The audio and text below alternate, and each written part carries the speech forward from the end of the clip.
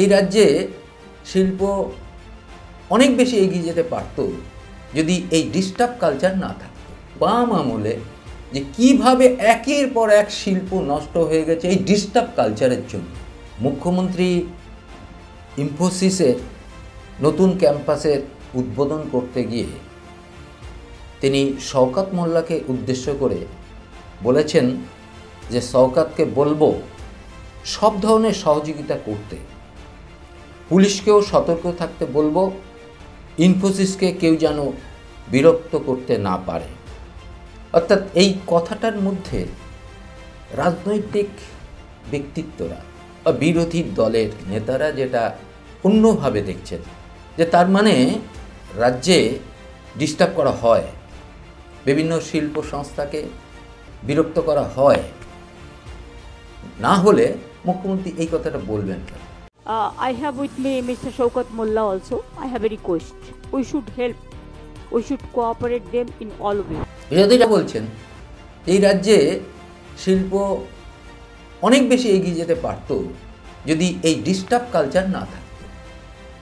অর্থাৎ শিল্পের বিরুদ্ধে একটা সময় যেমন বামপন্থীরা একটা ডিস্টার্ব কালচার তৈরি করে ফেলেছিল, সেই ডিস্টার্ব কালচার এই তৃণমূল আমলেও তৈরি হয়েছিল।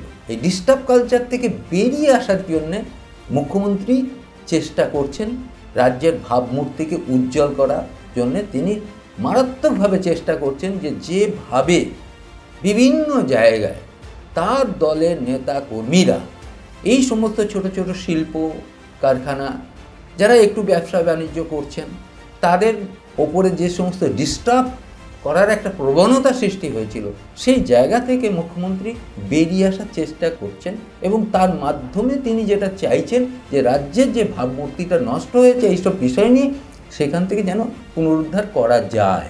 একটা সময় তো আমরা লক্ষ্য করেছি যে বাম আমলে যে কীভাবে একের পর এক শিল্প নষ্ট হয়ে গেছে এই ডিস্টার্ব কালচারের জন্য। এই ডিস্টার্ব কালচার আমরাই হয়তো প্রথম এই শব্দটাকে আমরা আজকে নিয়ে আসছি যে ডিস্টার্ব কালচার কি এবং এই ডিস্টার্ব কালচারের জন্যে রাজ্যের কি পরিমাণ ক্ষতি হয়েছে। শুধু বাম আমলে আমরা লক্ষ্য করি যে ৬৫,০০০ শিল্প কলকারখানা বন্ধ হয়ে গেছে এই ডিস্টার্ব কালচারের জন্য। আজকে তৃণমূল আমলেও একের পর এক বিভিন্ন জায়গায় আমরা লক্ষ্য করেছি যারা ছোট ছোট একটা শিল্প করতে গেছে, যারা একটু ব্যবসা বাণিজ্য করার চেষ্টা করেছে তাদের উপর নানা রকম চাঁদার প্রেশার, নানা রকম তাদের তোলাবাজি, নানা রকম যে বিষয়গুলো সেইগুলো আসছে, সেই জায়গাটাই মুখ্যমন্ত্রী আঘাত করেছেন এবং তিনি পরোক্ষভাবে বলার চেষ্টা করেছেন যে না আর ডিস্টার্ব করা কিন্তু যাবে না। তিনি বোঝানোর চেষ্টা করেছেন যে যেভাবে ডিস্টার্ব করা চলছে সেটাকে বন্ধ করা। ইনফোসিসের আমাদের দরকার আছে, এই রাজ্যে গৌরব বৃদ্ধি করতে গেলে শিল্পের দরকার আছে, এই রাজ্যে কর্মসংস্থান সৃষ্টি করতে গেলে শিল্পের দরকার আছে, অতএব ডিস্টার্ব কালচার কিন্তু করা যাবে না। এটা শওকত মোল্লাকে তিনি উদ্দেশ্য করে বললেও এই বার্তাটা তিনি দেওয়ার চেষ্টা করেছেন সারা পশ্চিমবঙ্গের তৃণমূলের সমস্ত নেতা কর্মীদের উদ্দেশ্যে। তিনি যেটা বলার চেষ্টা করেছেন, দেখুন এই রাজ্যের শিল্পের অবস্থা এতটাই খারাপ যেখানে সমস্ত শিল্প কলকারখানা তারা এখান থেকে চলে যাচ্ছে। এই ইনফোসিস এদের সেই বাম আমল থেকে তারা এখানে আসার চেষ্টা করছে, নানা টালবাহানার মধ্যে দিয়ে সেগুলো চলছিল এবং যার ফলে তাদেরকে বেশ কিছু জমি দেওয়া হয়েছে, ৫০ একর মতো জমি দেওয়া হয়েছে ভাঙড়ের কাছে তাদের নতুন ক্যাম্পাস তৈরি করার জন্য। ফলে এই জায়গায় যেন কোনো রকম কেউ অসুবিধে তাদের না করে। এমনিতেই তৃণমূল কংগ্রেস অর্থনৈতিক অঞ্চল হিসাবে যেটা SEZ যেটা বলা হয় সেটা তারা কিন্তু বিশ্বাস করে না এবং সেইভাবে তারা চায় না শিল্প কেউ যদি গড়তে আসে তারা নিজেরাই জমিটা সংগ্রহ করবে, জমি সংগ্রহ করে সেখানে করবে। সরকারের তরফ থেকে যে একটা ল্যান্ড ব্যাংক আগে তৈরি করা হয়েছিল সেই ল্যান্ড ব্যাংকটা আছে বটে, কিন্তু সেই অর্থে সেই ল্যান্ড ব্যাংকটা সেইভাবে নেই। এখান থেকে যেটা ইনফোসিসকে দেওয়া হয়েছে সেটা কিন্তু এই সরকারের তরফ থেকেই দেওয়া হয়েছে, কিন্তু যেটা বাম আমলে করা হয়েছিল ল্যান্ড ব্যাংক করে সেখান থেকে সরকারের তরফ থেকে জমি শিল্পপতিদের দিয়ে দেওয়া হয়েছিল এবং সরকার সেখানে একটা বড় ভূমিকা পালন করতো যে শিল্পটা যারা শিল্পপতি তাদের হাতে জমিটা তুলে দেওয়া যায়। যেমন আমরা নন্দীগ্রামের ক্ষেত্রে দেখেছি, সিঙ্গুরের ক্ষেত্রে দেখেছি, সরকার সেখানে একটা চেষ্টা করে সেই জমিটাকে অ্যাকোয়ার করে নিয়ে সেখানে শিল্পপতিদের দেওয়ার চেষ্টা করেছিল। কিন্তু এখানে তৃণমূলের ক্ষেত্রে কিন্তু সেটা করা হয় না। তৃণমূলের মূল বিষয় যেটা, সেটা তারা চাইছে যে শিল্প যারা করতে আসবে তারা নিজেরাই জমিটা সংগ্রহ করুন এবং সংগ্রহ করার পর তারপরে সরকার যাবতীয় তাদের সাপোর্টটা দেবে। আজকে পশ্চিমবঙ্গের যে পরিস্থিতি এসে দাঁড়িয়েছে, এই মুহূর্তে মমতা বন্দ্যোপাধ্যায় যেটা চাইছেন, মনে প্রাণে চাইছেন যে পশ্চিমবঙ্গের একটা বড় শিল্পাঞ্চল তৈরি হোক। এখন মমতা বন্দ্যোপাধ্যায় যেটা চাইছেন সেইটাই যে সব সময় হবে, আজকের এই অবস্থার পরিপ্রেক্ষিতে দাঁড়িয়ে কিন্তু বলাটা বেশ কঠিন। যদি তাই না হবে তাহলে মমতা বন্দ্যোপাধ্যায়কে একজন মুখ্যমন্ত্রী, তাকে দাঁড়িয়ে এই রকম কথা বলতে হয় না যে ইনফোসিস যে তাদের নতুন ক্যাম্পাস যেটা করছে সেখানে যেন কোনো ডিস্টার্ব করা না হয়। তার মানে হচ্ছে ডিস্টার্ব করা হয়, বিভিন্ন জায়গায় সেই ডিস্টার্বটা চলছে, এই ডিস্টার্ব কালচারটাকে বন্ধ করা, এইটাই হচ্ছে মমতা বন্দ্যোপাধ্যায়ের প্রধান উদ্দেশ্য।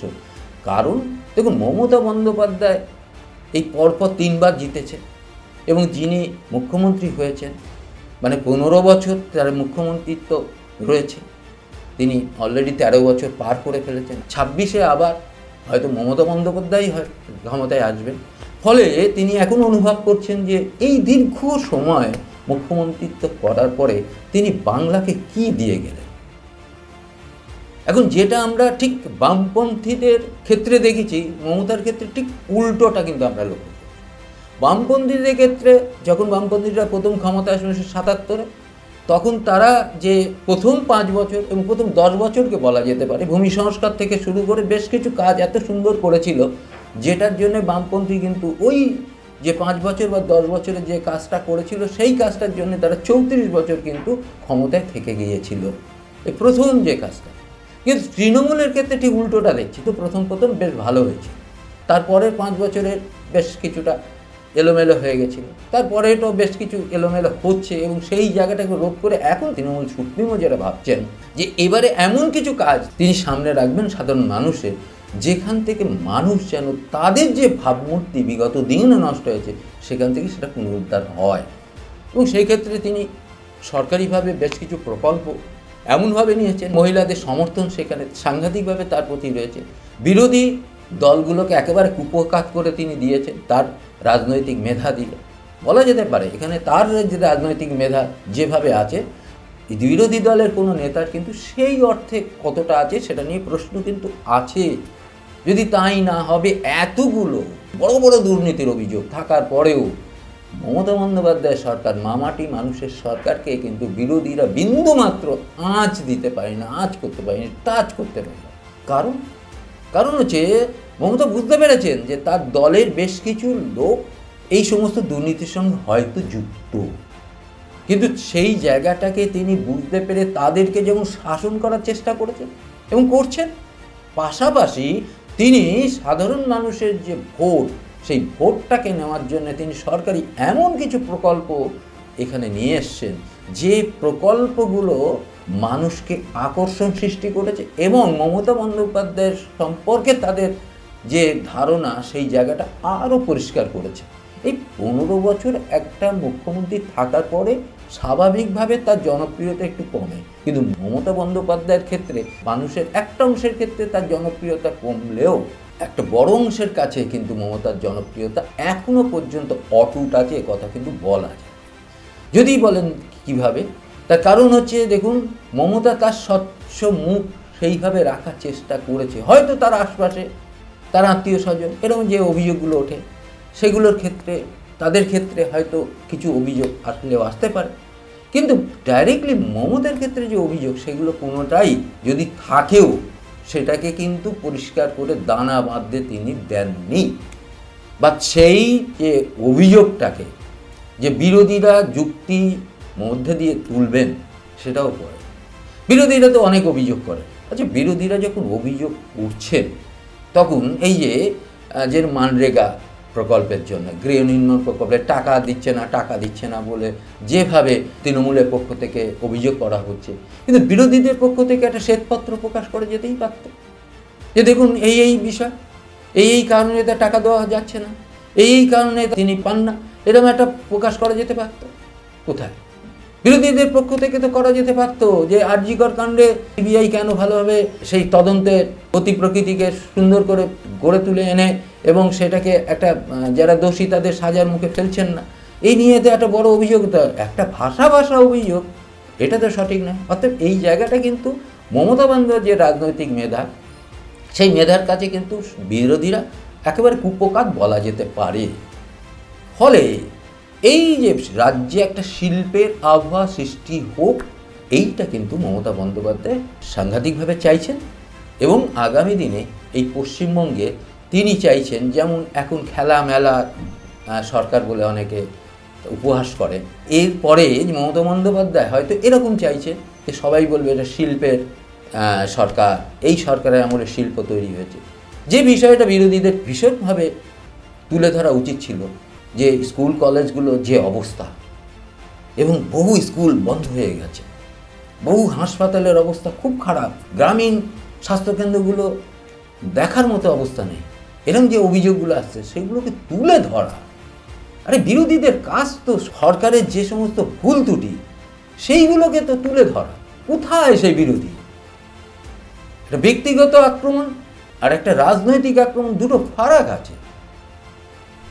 ব্যক্তিগত আক্রমণ দিয়ে রাজনীতি করা যায় না, রাজনীতি করতে রাজনৈতিক আক্রমণের মধ্যে দিয়ে মানুষকে সেখানে একটা জাগরণ সৃষ্টি করার দরকার আছে, এবং যেখানে মানুষের স্বার্থ জড়িয়ে আছে সেই সমস্ত বিষয়গুলো তুলে নিয়ে যদি সেটা করা হতো, বিরোধীরা যদি সেটা করতে পারতেন, তাহলে কিন্তু আজকে কিন্তু মমতাকে অনেকটাই বেকায়দায় ফেলা যেতে পারত, কিন্তু সেটা কি করতেন? অতএব এরকম একটা যখন মমতা বুঝতে পারলেন যে দেখুন সে ছাড়া এই বাংলায় আর কোনো সেই রকম নেতৃত্ব আসেনি তার পাশাপাশি দাঁড়ানোর জায়গায়, ফলে তিনি বুঝেই নিয়েছেন যে আগামী 2026-এ তিনি আবার ফিরে আসছেন। অতএব সেই জন্যে তিনি বাংলার মানুষের জন্য যাতে কিছু করে দেওয়া যায়, তার জন্য এই শিল্প ভাবনা তার মধ্যে কিন্তু বিশেষভাবে কাজ করছে। এবং আগামী দিনে তিনি চেষ্টা করবেন যে এই বাংলায় বেশ কিছু নতুন নতুন শিল্প কলকারখানা গড়ে তোলার, এবং বাইরে থেকে শিল্পপতিদের এনে এই রাজ্যে যাতে শিল্পের একটা নতুন পরিবেশ সৃষ্টি করা যায়, সেই দিকটা তার নজরে থাকছে। এবং তার জন্যই তিনি শওকত মোল্লাদের মতন যারা ডিস্টার্ব করে, যারা ডিস্টার্ব কালচারে বিশ্বাসী, তাদেরকে তিনি একটা বার্তা দিতে চাইলেন যে না, বিগত দিনে যা করেছো ভাই, এখন আর ওটা চলবে না, এখন রাজ্যে শিল্পের আবহাওয়া সৃষ্টি করতে হবে, শিল্পপতিরা আসবেন, তাদের সহযোগিতা করতে হবে, তাদের কোনো রকম ডিস্টার্ব করা যাবে না, ডিস্টার্ব কালচার মোটামুটি খতম, এইরকম একটা ভাবনা নিয়ে মমতা বন্দ্যোপাধ্যায় চলছে বলে মনে করছেন রাজনীতি বিশেষজ্ঞদের একটা বড় অংশ। আমাদের সঙ্গে থাকবেন, আমাদের চ্যানেলটাকে সাবস্ক্রাইব করবেন, আপনাদের মতামত জানাবেন। নিউজ এশিয়া, গণতন্ত্রের কণ্ঠস্বর।